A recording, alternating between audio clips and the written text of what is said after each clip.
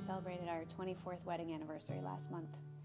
And I can remember being in the first few years of our marriage, and you're thinking about your parents' marriage and how they did things, and wondering in your own marriage and talking about, well, if I do this, will you do that? And if you change the oil, I'll make the cakes. And your parents' story doesn't dictate what your story becomes in marriage.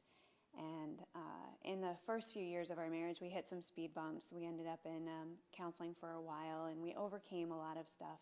But we were married about 7 years, and we hit a speed bump that was definitely bigger than some of the others. And it was a recurrence of some of the things that had come up earlier in our marriage, but it was one that I thought we had conquered in the counseling, in what we had overcome.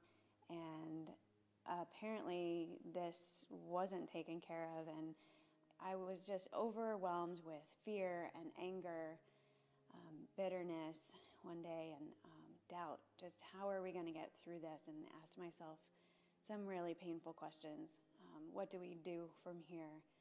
Where do we go? Why did this happen? What did I own in this? And how do we get past it? What about the kids? Do we stay in this marriage? Do I go? Do you go? Do I pack a suitcase just in case? And I was wiped out, just at the end of myself, and laying on my bed, weeping. And I got angry with God, and I started asking him some questions about why. What about the promises? What about the power that you promised we had available in our lives? And what happened to all that? And the Holy Spirit convicted me and said, that is still there. All of that is still true. All of that power is still accessible to you. So I decided that I needed to have a conversation with the evil one. And I was hoping this was going to be a one-way conversation, because I was pretty sure that I was losing my mind.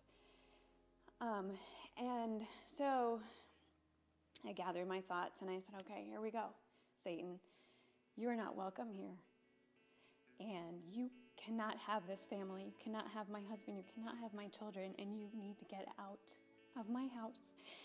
And I know that the power that raised Christ from the dead and makes the lame walk and heals the blind